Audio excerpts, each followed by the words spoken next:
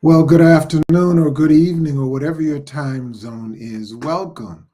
It's good to have you again here for the Tim-Xhaustion Show as we are getting ready to experience episode number 7. Some of you have been with us for each of these episodes, and I just want to say a special thank you to you for being with us. You have been with us every step of the way. I have every reason to believe you'll be with us every additional step of the way as I seek to bring you topical, important, principled information and inspiration. Glad to see you here. Glad that you're coming from any number of different places, and glad to know that you're coming from both around the corner, around the state, around the region, around this country of ours, the United States of America, and as occasion may be as it presents itself from around the world. Well, my name is Tim Alston, and welcome to the Tim Alston Show. It is our intention every week we are here to bring you topical information. We are here, we aim to educate, we aim to equip, and to empower emerging leaders with God-thought leadership. Additionally, and as always, my goal is to present current events and newsmakers, but to present them in the light of biblical best practices, or as I like to say, best practices from the Bible. What does the Bible have to say about events that are happening in the news all around us from day to day? Is there a biblical application? Is there a word from the Lord? Yes, there is. Additionally, and at the end of this broadcast, I want to make a special invitation to you, And I think you'll enjoy that. Let's get into the heart of the matter right here and now. It doesn't take much in terms of watching the news. It doesn't take much to know that what's happening around us. Today is Monday, March 3rd, 2025. Happy Monday again, and happy March. We're in a brand new month of March.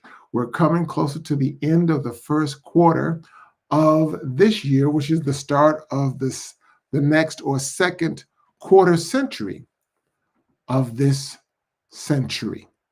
We're excited to be here with you. And, well, I got to be honest with you. I've got some bad news, and yet, better still, I've got some good news for you, and especially for some 1 million federal workers and contractors. As of February 22nd, some 30,000 federal workers have been fired or laid off by President Trump and Elon Musk in their Department of Government Efficiency, or DOGE as they call it.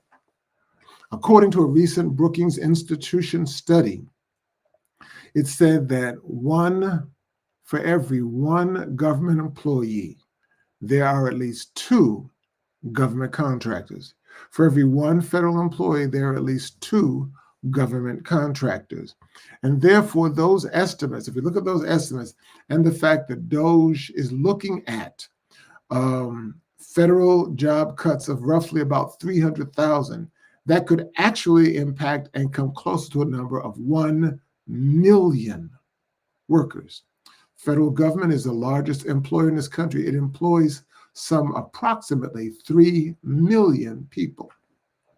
And so what we're looking at, based upon the research from the Brookings Institution, that based upon the 300,000 that DOGE is targeting to lay off, to fire, we could be looking at some 1 million jobs, 1/3 of the federal workforce.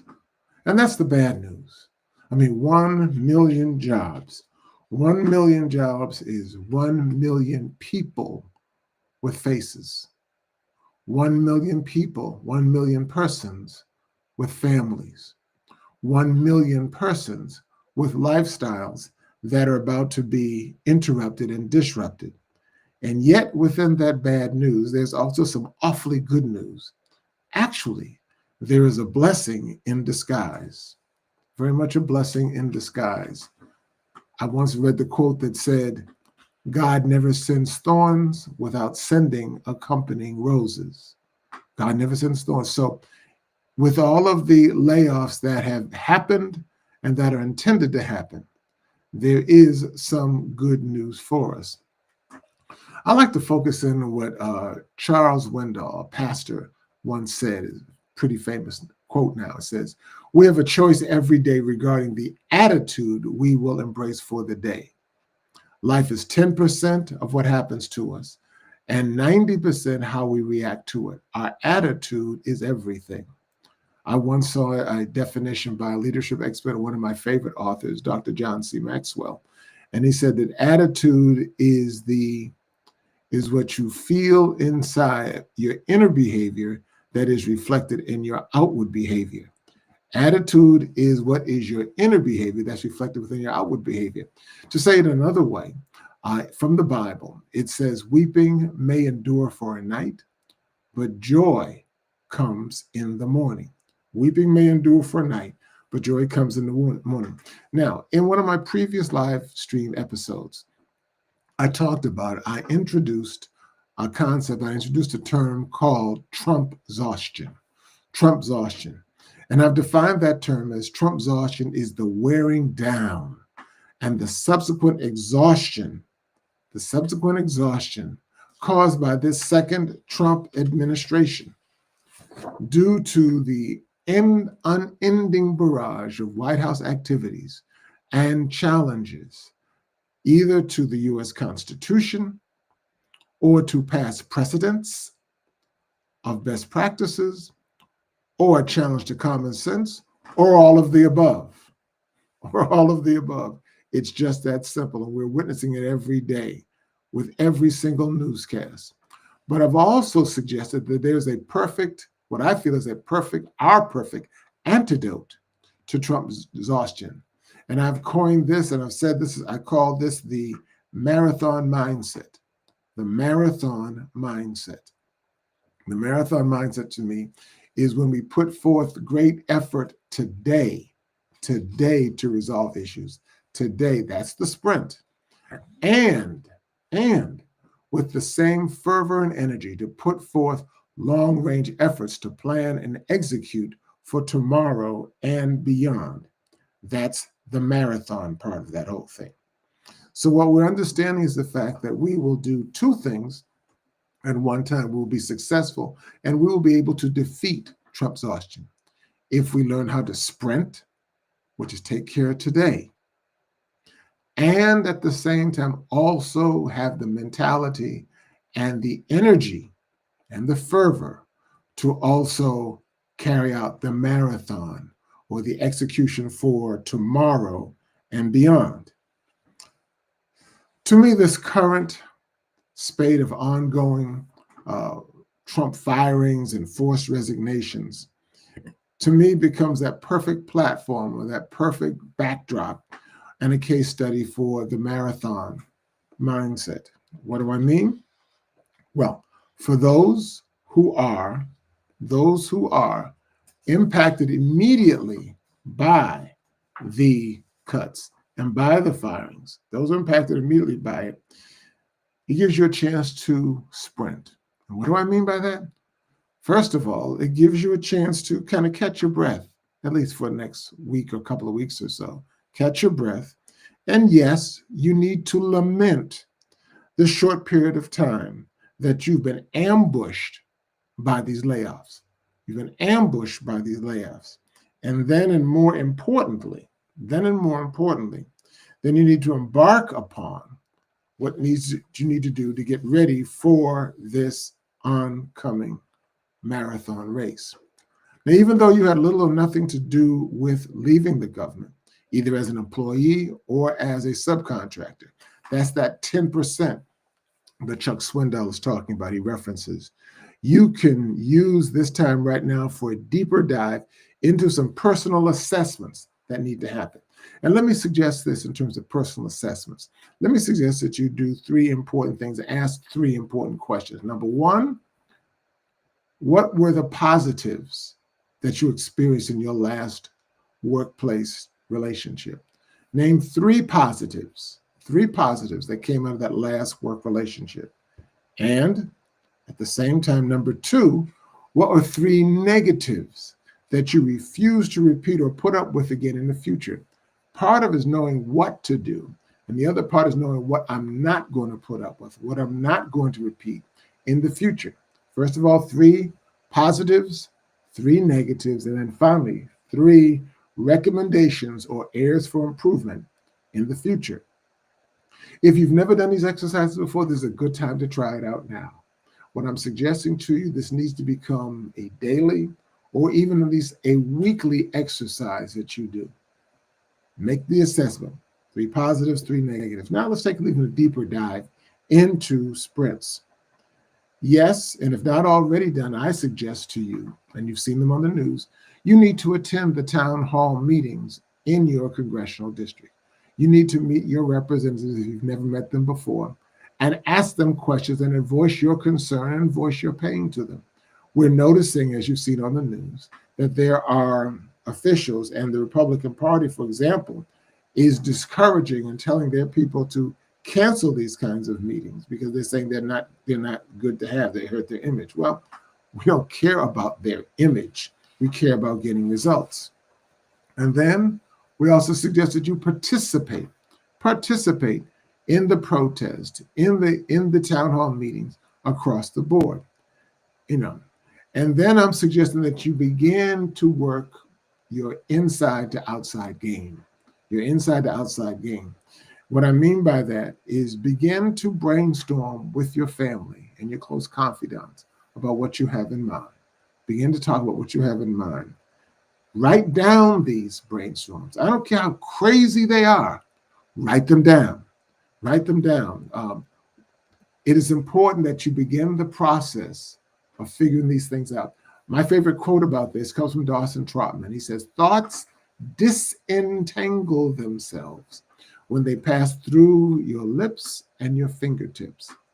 Something good to keep in mind. Thoughts disentangle themselves. They break themselves apart. They fit into different places when they pass through your lips and through your fingertips. When you begin to write things down, they begin to form a certain sense of order. When you talk about them and you put them out in a public space, therefore other people are able to join with you, family, confidants, join with you and saying, well, that's a good idea, or maybe that can work. But you need to move it out of your head into a public space. And what I would suggest you do is you begin to dream big. Dream big. Dream big. This is an opportunity, perhaps like you've never had before, to dream big. And I'll talk about that in a second. You need to also share your ideas with like-minded, like-skilled, like-energized folk. They can become a kind of advisory council, kind of a kitchen cabinet for you. Some of these are folk that you used to work with. And who knows, maybe they may even become your first clients. And what I'm getting to is that finally consider becoming an entrepreneur. Consider becoming one who takes calculated risk. Now that we've talked about the sprints, those short-term things, the taking that time to catch your breath, the taking that time to lament because you need to exhale, taking that time to also go to the town hall meetings or voice your concern to your representatives, take the time to write down some of your ideas, some of your brainstorms, share it with family, share it with your confidants, then begin to move from inside to outside and to be able to meet with like-minded people, like skilled people, like energized people, because you have a lot in common with them. And then we move from the sprints into what I call the marathon running. The marathon running. Now, many of you, I've talked to a lot of you, you've had the dream for a while and you wanted to pursue the dream for perhaps a very, very long time, but have kind of held off and say until another time. The dream of pursuing, for example, your lifelong passion. The dream of being your own boss. Being your own boss. The dream of working from home and then be able to shape your flex time, your own flexible hours. Sometimes you work best early in the morning, sometimes late at night. You'll be able to have that kind of luxury, that kind of freedom, that kind of elasticity of purpose, and also that of starting and owning your own business. Trust me, there has never been a better and more opportune time for you to start and own your own business. I can't say that enough. I want you to consider this quote that helped me to get started in terms of becoming an entrepreneur. The quote is from W.H. Murray. He is a journalist, a Scottish journalist, and he's a sheep herder back home in Scotland. It says, "Not until one is committed, there's hesitancy, the chance to draw back, always ineffectiveness, and you don't want to be there. You can't grow in that environment. Concerning all acts of initiative and creation, there is one elemental truth, the ignorance of which kills countless ideas and splendid plans. And that is this: the moment that one definitely commits oneself, the providence moves too." Hear me. The moment that one makes that commitment to oneself, the providence moves too. It reminds me so much of the story from the Bible in Exodus of Moses at the Red Sea. And God says, "I know you have faith, but until you put your foot in the water, I need to see your faith become action." That's the providence moving too. A whole stream of incidents issues from that decision, and it raises in one's favor all manner of unforeseen incidents, meetings, and material assistance, which no man could have dreamt would have come his way. When I first read this quote at the start of my thinking about becoming an entrepreneur, it was so powerful that I said, I've got to learn this thing, read it again, recite it, and memorize it, because I'll be using it for the rest of my life. And I've got to say it again, forgive my repetition. Concerning all acts of initiative and creation, any act, all acts of starting off and creating, there is one elemental truth, the ignorance of which kills countless ideas and splendid plans. The moment that you definitely commit yourself, providence moves too. A whole stream of events issues from that decision. Once you start moving, you will amaze yourself and those around you with things that are happening, things that you could not have planned for, but they start to happen, and they raise in your favor all manner of unforeseen incidents, all unforeseen meetings, and unforeseen material assistance, which no man or woman could have dreamt would have come his way. Once again, let me repeat myself. There has never been a better and more opportune time to pull together your resources to start your own home-based business. Chances are you probably question your preparedness and readiness to make that leap of faith. There's always that bit of hesitancy, and there's nothing wrong with that initially.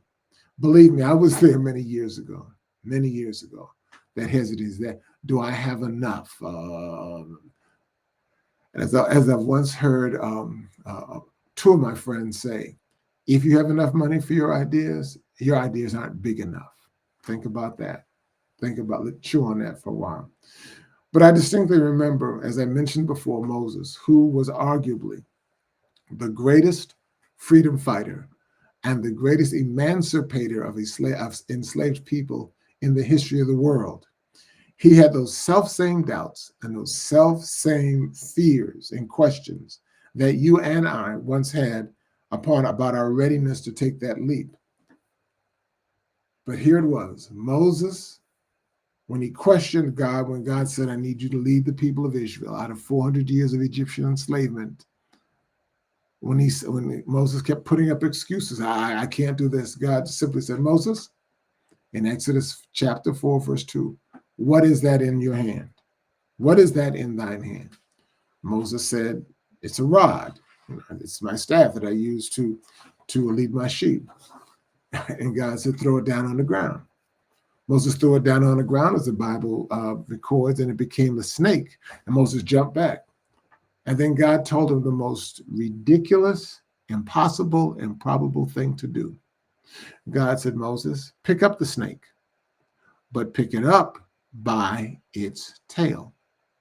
Now, anybody that knows anything about snakes knows that it is suicide. It is unthinkable to pick up a snake by its tail, because all it's going to do is recoil itself, come around and bite you, which could lead to injury or possible death. But God told Moses to pick it up by its tail, and Moses obediently picked it up by its tail, and it returned to becoming that rod that he once held in his hand. And Moses got the message. God said, it's not going to be you that leads you, it's going to be me in you, through you, that's going to lead to the emancipation of the children of Israel, my children of Israel, out of the hands of the oppressors, the Egyptian empire. When you stop and think about it, let me talk to my fired workers. When you stop and think about it, you have more resources available to you in your hands than you realize, and certainly more than you've ever really had when you were working at the federal government. Please correct me if I'm wrong, but in your firing, in your forced retirement, in your resignation, typically you've got a severance package.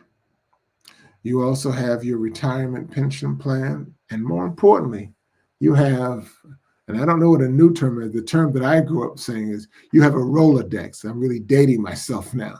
You have a slew of contacts of fellow workers or contacts, and like you, they're all equally pissed off at being laid off or being separated from the jobs that they thought and you thought were relatively safe and relatively guaranteed for the rest of your professional career. Excuse me. Most people who become entrepreneurs because something has happened, something has rubbed them the wrong way, or typically they've gotten pissed off and they've said to themselves, hey, I can do better than this. And they become an entrepreneur. They begin to work at it and they begin to make it succeed. And so can you. I read a book several years ago called If at First You Don't Succeed, The 8 Patterns of Highly Effective Entrepreneurs. And the author, Brent Bowers, comes up with this list of traits and characteristics common to entrepreneurs. They have the ability to spot and seize opportunities. Let's pause there for a second. What will make you different as an entrepreneur, or made you different somewhat in your job, is that whereas most people only see problems, people who are entrepreneurially minded, they don't see problems, they see opportunities. Every single invention you see out here was a problem that somebody saw, not a problem, but an opportunity. Okay. Another common trait or characteristic is they have an overwhelming urge to be in charge, coupled with the gift of leadership. Leadership, let me dispel a myth right now. Leadership is not about a title. It's not about a position. Leadership instead is about 2 key pivotal ingredients.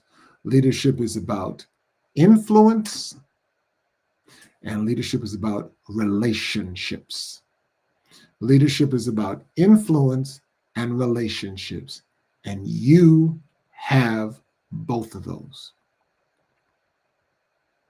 Entrepreneurs also have the flexibility to come up with creative, out-of-the-box solutions to problems or obstacles. You're just into it. Let me say you're into a problem of being laid off. You can either make it a stumbling block or you can make it a stepping stone. Hear me. Another trader characteristic they have the incredible energy and the tenacity in the pursuit of their goals. What is a goal? As I used to tell our daughter when she was growing up and she would recite for me, and I still use it now. A goal is a dream with a deadline. A goal is a dream with a deadline. It is just that simple. Just that simple. Entrepreneurs or entrepreneurially minded folk, or you who are in the process of becoming an entrepreneur, I like to call you all not so much entrepreneurs, but you are want-to-preneurs. You who are want-to-preneurs have the ability to make smart risk. It is a common misconception and myth that entrepreneurs are those who embark on risky behaviors. No. Entrepreneurs, smart entrepreneurs, successful entrepreneurs, fruitful entrepreneurs are those who take calculated risk. There's a difference between calculated risk and embarking on risky behavior. The smart, enduring entrepreneurs take calculated risk. And finally, the ability to bounce back from setbacks and see failure as just one step on the path to ultimate success. That's all it is. That's all it is. There are going to be failures. There are going to be setbacks along the way. We learn more from setbacks many times than from our victories. We learn many times more from our defeats than we do from our victories. And that's part of the ingredient that make up entrepreneurs. The fact that you're going to learn is that you are now, I said earlier, that we're in a better time now than ever before. If you look at it, we are in the process of history repeating itself. We're in the process of preparing ourselves now, for the second half of the Roaring 20s, 21st century style. You remember, you may have read about, seen it characterized on TV and movies about the Roaring 20s of the 20th century. Look at the historical dynamics of how history is repeating itself. In 1919, there was the influenza pandemic that covered the world, and some 675,000 Americans were killed. During our recent pandemic, some 1.1 million Americans lost their lives. But going back to the influenza pandemic of the 20th century, that pandemic was followed by the Roaring 20s. The Roaring 20s, which was marked by explosive growth in the use of electricity, automobiles. It was a time of high consumerism, a time for women's political empowerment from the suffragette movement. And it was also a time of high culture as characterized by the Harlem Renaissance and the Jazz Age. All those things were happening all at one time during that period of time. And we're there now. Begin to look at it that way, as that's where we are. We're there in that time period. Now, look, if you can remember, to think back a couple of years, 4, maybe 5 years, when we were shut down as a nation and as a world in this country, a number of workers were sent, either they were laid off or they were sent to work from their home. In the process of working from their home, and you may have been one of them, or you may know of someone who was one of them. While working there at home, they began to realize the fact that, hey, I can do this and have the resumption of family life and the resumption of work-life balance. And a number of you all began to say, hey, I can do this. I can do this from home. And if I play my cards right and do my homework right, can say to my employer, let me go out on my own as an entrepreneur and let me do the same thing I was doing before for you, but now pay me as an outsourced subcontractor. And the benefit that you would have is that I know the skills, that you've already entrusted me with the skills, and I will cost you 30 to 35% less because you won't have to pay for medical and health coverage. I will provide that on my own. And so what began to happen as a result of the pandemic is that applications for new businesses soared in 2020 and 2021 to an all-time high, and the numbers have kept going up. For example, I believe I've got that statistic here, is the fact that in 2023, for example, there were some 5.5 million new applications for new businesses filed by people just like you and me to start their own businesses. It took a small dip in 2024, but I suspect that it's going to have an incremental rise in this year, 2025. New businesses, people saying to themselves, hey, let me work from home, or hey, let me put up my own shingle, hey, let me turn to my former workplace. I mean, let's face it, where you were laid off, or where you were furloughed, or where you chose to take an out package, you know that they're understaffed. You know that they are overtaxed, but the work still needs to be done. What better way to start off your own business? Because you know what it takes. You know the best practices there. You were probably a part of those best practices there. To be able to say to that employer, hey, you've got all this work that needs to be done. Outsource it to me for 30 to 35% less than what you had to pay me from before. The other thing that I would suggest you need to do in terms of putting together your business is put together a case study. A case study is a one-pager that says what the challenge was, what you did, and what were the results. Take those experiences you had in that previous job, whether it was 10, 15, 20, 30, some years. Put it together in a one-pager. Say, when I was at this company or I was in this office, I did this job. These were the challenges we had. This is how I addressed those challenges. And these were the results. The key is going to be putting it into a one-pager and being able to quantify the results. Were you able to cut costs by a certain amount? Were you able to increase your recruitment numbers? Were you able to do any number of things or bring in some new business? As much as you can, quantify your results, and then you're looking at the start of a new business. You're looking at being your own, mining your own business. That's the term I learned from Robert Kiyosaki, the author of Rich Dad, Poor Dad. Mine, M-I-N-E, mine your own business. And you move and you grow from there. And so what you have is, and plus the fact, once again, I go back to the W.H. Murray quote, once you make that decision, providence moves with you. Then you will begin to find all kinds of resources out here for you. For example, the Small Business Administration has the SCORE. That office is the I don't remember what the acronym is for, but it's for retired persons. You would probably fit in there. Also, there's the National Association for the Self-Employed. They've got slews of resources, most of which are free. Your public library is a fount of information, free resources that are available to you.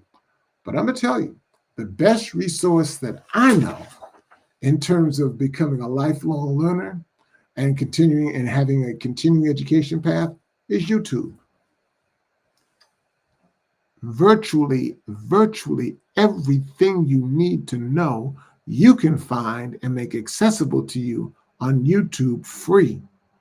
And if you get like me and you want to chew on it afterward, if you scroll down, there is that what they are saying verbally is also available in transcript form at no charge. And you scroll down where it says more, you click on that. It'll scroll down and give you the option for the transcript. You click on that, you cut, paste, copy, cut, paste, put that into a document, and that becomes a part of your files. Once again, it has never been easier to have your own business. The other thing that I've recently become evangelized about is the use of AI, and specifically ChatGPT. ChatGPT can serve you as a writer, as an editor, as a developmental editor, as a mentor, as a business partner. You can ask it virtually anything. Correction, you can ask it anything and it will give you the answers. Once again, it has never been easier for you to become an entrepreneur, for you to mind your own business. Some of you were planning to become an entrepreneur once you retired. Some of you have been forced into being out. And after you get over this period of weeping that may endure for a night, the joy in the morning is going to be when you say, hey, I haven't lost my skills. I've no longer angry about what's happened. I've got my severance package. I've got my retirement plan. I've got my contacts. I've got my skills. I've got my subject matter expertise. Why don't I jump out here and start my own business? Or better yet, why don't I team up with some other people whose skills I know, who I know, like, and trust, and we get out here and on our own, make our former workplace our first client. It's a perfect time now to get over the sorrow, the pain of the 2025 Trump and Elon Musk firings and layoffs, and usher in the new roaring 2020s prosperity before the next depression comes. Okay? Hey, thanks for listening. Thank you for joining us in this journey today. It's been my pleasure to share with you from my own experiences, both what I have experienced from the seat of my pants and what I've learned from just reading and studying and talking with people. I hope this Trump-xhaustion show has been enlightening to you. I hope it has shared things with you. I hope it has stretched you a little bit. And if these messages resonate with you, then don't hesitate to like it, to share it, as well as to subscribe to it. Don't just hoard this knowledge to yourself. Just don't hoard this inspiration and this information to yourself, but share it with others. And finally, I promise a special invitation to you at the end of this broadcast, which is now. I want to extend to you a special invitation to join me on this Wednesday. I'm launching a brand new set of podcasts, a brand new series that I'm entitling The 10 Commandments of Leadership. The 10 Commandments of Leadership. It's based upon the years that I've spent as a leader, the years I've spent as a follower, and what are some of the lessons that I've learned from this experience. This is my new and my second podcast series, which I will be targeting specifically to leaders and the issues that surround leadership. My team and I will take a deep dive into some of the issues that confront leaders and some of the solutions. My commitment to you is the same as it was and continues to be with the Trump-xhaustion show. I will aim to educate, to equip, and to empower those who are emerging leaders, and you're now becoming a new emerging leader in terms of the areas of entrepreneurship with God-thought leadership. Also, will still aim to present current events and newsmakers in the light of best practices from the Bible. As you can see, our first episode is going to be entitled on this upcoming Wednesday, Each One Reach One, the ABCs of Succession Planning. As we're just finishing up in Black History Month, it caused me to think about the fact that in the 20th century, we had great messianic leaders whose names all begin with M. We had Martin, we had Malcolm, we had Medgar, we had Muhammad, and we had Marcus. Great messianic leaders. The problem was that when they left the scene, either through death, assassination, imprisonment, or just natural causes, their organizations basically floundered, and some of them failed. Why was that? Why did that happen? More importantly, how can we avoid that happening? So we're going to talk about the ABCs of succession planning. And I'm going to share with you some insights, things that I've learned, things that I've observed. Hopefully it will help you as you begin your process of becoming that emerging leader. Hey, thanks again for tuning in. Thanks for listening. Please share this, like it, share it, subscribe to it. And again, if this information is becoming to you, then you should be coming to us. We are the Trump-xhaustion Show. We're proud of our sponsors. I want to thank our sponsor, which is Shoeshine Media. It's a video graphic services company headquartered in Nashville with offices in Atlanta and here in Huntsville, Alabama. It is through Shoeshine Media and its leader, Javen J. Cornelius, that I'm able to present this. They've sponsored the studio, as well as my training as I continue to grow week by week, now twice a week by twice a week. Thank you. Take care. I'll look to see you on Wednesday with the 10 Commandments of Leadership. Take care.